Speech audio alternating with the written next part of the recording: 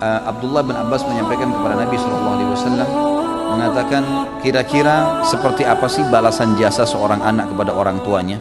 Maka kata Nabi SAW, dia tidak bisa membalasnya sampai kalau dia menemukan orang tuanya dalam keadaan keterbudakan kemudian dia bebaskan. Artinya sulit terjadi orang tua bisa jadi budak, tapi pada saat dia jadi budak kemudian dibebaskan, dia berusaha membebaskannya, maka itu baru mungkin dia bisa sampai pada hal membalas kebaikan kedua orang tuanya.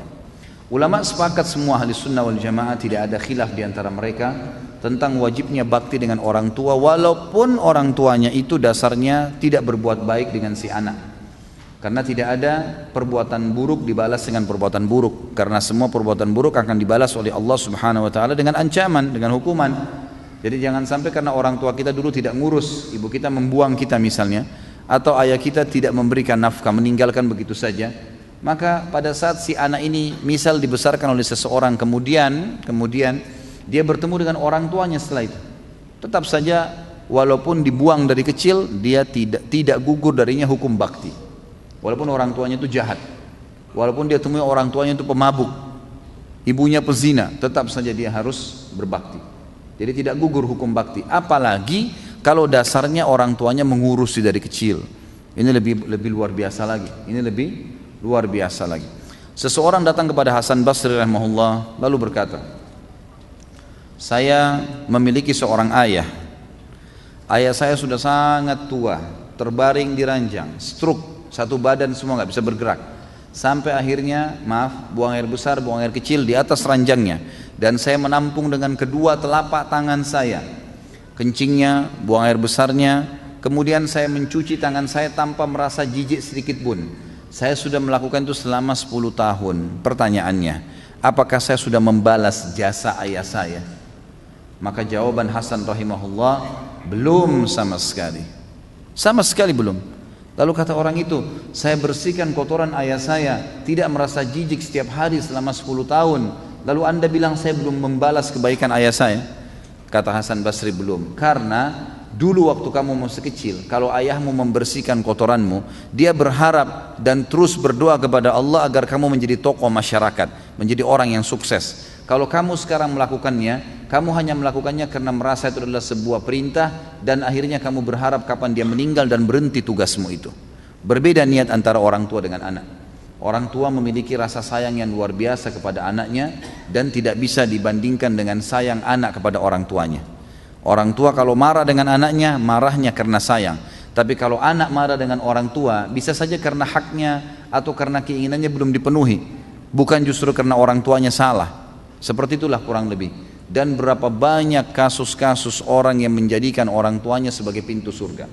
Ingat teman-teman sekalian, seorang ulama salaf pernah berkata waktu ayahnya meninggal, ibunya meninggal dunia, maka dia menangis. Seorang alim ulama, lalu ditanya, kenapa anda menangis? Bukankah orang itu tidak boleh nangis terisak-isak seperti ini pada saat ada orang yang meninggal? Dia bilang, saya bukan menangis karena orang tua saya ini, ya, karena diahnya secara pribadi, bukan karena diahnya. Karena selama dia hidup saya berbakti, alhamdulillah. Tapi saya menangis karena dengan matinya ibu saya berarti setengah pintu surga sudah tertutup buat saya. Tinggal ayah saya satu ini dan ini saya harus jaga, dan ini setengah pintunya. Dan betapa ruginya orang yang sudah meninggal kedua orang tuanya sementara mereka tidak berbakti padanya. Teman-teman renungi, berapa banyak orang di antara anda yang orang tuanya masih hidup, alhamdulillah. Cuma kebetulan beda kampung, beda kota, tinggal telepon, tinggal kirimin hadiah, pakaian, makanan, tidak ada susahnya. Tapi subhanallah kita tidak lakukan, kita lakukan kepada teman-teman kita malah. Kita lakukan kepada orang-orang yang kita senangi, yang mungkin tetangga, mungkin sahabat dekat, mungkin orang-orang ini hanya sekedar memberikan peluang-peluang kecil dari urusan dunia, dan kita lupakan kepada orang tua kita. Ini satu hal yang luar biasa yang harus kita perbaiki.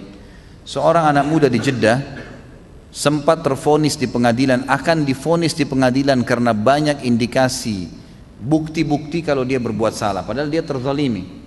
Maka dia menelpon kepada seorang syekh yang saya kebetulan dengar ceramahnya, disampaikan tentang kisah ini. Dia bilang, saya pun telepon syekh dan saya berkata, syekh saya 1 jam lagi ini akan divonis di penjara 10 tahun.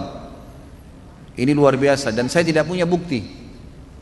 Saya harus lakukan apa nih? Kata syekhnya, kamu masih punya orang tua yang hidup gak? Dia bilang masih ada ibu saya. Kalau ayah saya sudah meninggal. Dia bilang sekarang kamu mumpung masih ada waktu 1 jam, keluar dari pengadilan itu, dikasih kesempatan keluar, kemudian cari rumah makan yang terbaik yang kamu lewatin, belikan makanan yang terbaik, bawa ke rumah ibumu dan ajak makan siang ibumu. Kata anak muda itu, Syekh, saya sedang akan divonis di penjara, mana ada waktu saya duduk makan dengan ibu saya. Dia bilang, coba lakukan, niatkan murni, tulus karena ingin bakti dengan orang tua. Maka anak muda ini pun melakukannya. Setengah jam kemudian kata syekhnya, dia telepon saya sambil bersyukur kepada Allah, Alhamdulillah Syekh, jazakallahu khair, semoga Allah balas anda dengan kebaikan. Saya baru ditelepon oleh pengadilan kalau saya tidak jadi divonis, dan ternyata ada orang lain ya yang melaporkan orang yang telah menuduh saya ini dengan kejahatan, dan banyak buktinya ternyata terbongkar semua, dia berdusta. Setengah jam saja. Kata syekhnya, kira-kira menurut kamu apa sebabnya? Dia bilang, Syekh, demi Allah, semenjak saya masuk ke rumah ibu saya dan saya bawakan makanan, ibu saya sambil menangis gembira karena saya berikan makanan. Kemudian dia bilang, mendoakan saya, nak, semoga urusanmu mudah. Padahal ibu saya nggak tahu masalah saya. Semoga urusanmu mudah, semoga kau panjang umur, semoga kau begini. Selama setengah jam saya didoain terus sama ibu saya, dan saya merasa doa ibu saya lah yang membuat akhirnya saya selamat. Kata syekhnya, begitulah orang berbakti dengan orang tua. Jangan disia-siakan teman-teman sekalian. Antum ini di Jakarta banyak perantau, luar biasa, begitu sudah mulai punya penghasilan, mulai punya motor, mulai punya mobil, yang dipikirin hanya istrinya, atau perempuan mungkin akhwat hanya memikirkan suaminya, orang tuanya di kampung dilupain. Oh gampang, orang tua saya kan tidak pernah nuntut apa-apa. Emang orang tua nggak bakal nuntut.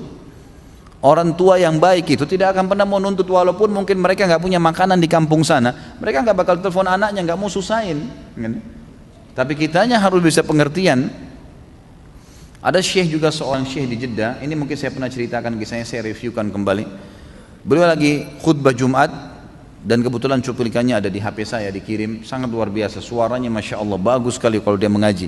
Sampai masjidnya itu selalu penuh gara-gara suaranya. Dan memang dia juga kalau ceramah Masya Allah bagus. Banyak cuplikan ceramah dia, diantaranya dia cerita, dia bilang, saya lagi sholat, kemudian di rakaat kedua Jumat, tiba-tiba ada keributan di tengah-tengah saf di masjid. Habis selesai salam, saya lalu tanya, ada apa? Pakai mic. Mereka mengatakan, Syekh, ada satu orang tadi jatuh di sujud di rakaat kedua, di sujud pertama di rakaat kedua. Kata syekhnya, baik, berikan dia nafas, jangan didesak, dan bawa ke rumah sakit terdekat cepat. Lalu kemudian orang-orang pun membawa ke rumah sakit. Lalu dokter mengatakan orang ini sudah meninggal kurang lebih ya setengah jam yang lalu, tepatnya pada saat dia lagi sujud tadi. Maka syekh ini mengatakan, saya pun kagum, orang ini mati di hari Jumat lagi sujud, gitu kan? Mati hari Jumat ini ada hadis sahih menjelaskan kalau dia akan selamat dari fitnah kubur, gitu kan? Nggak ditanya lagi oleh malaikat siapa Tuhanmu, siapa nabimu, apa kitabmu, nggak ada fitnah kubur. Dan juga dia meninggal dalam keadaan sujud. Orang tahu ini adalah husnul khatimah, kebaikan insya Allah, gitu kan? Maka syekh ini mengatakan, saya tanya adiknya yang datang jemput jenazah kakaknya, dia bilang, ini kakak kamu datang khusus ke masjid saya karena mau ikut sholat dengan saya, dan saya merasa saya juga harus menghormati dia, izinkan saya memandikan, kata syekhnya. Kata adiknya, silahkan.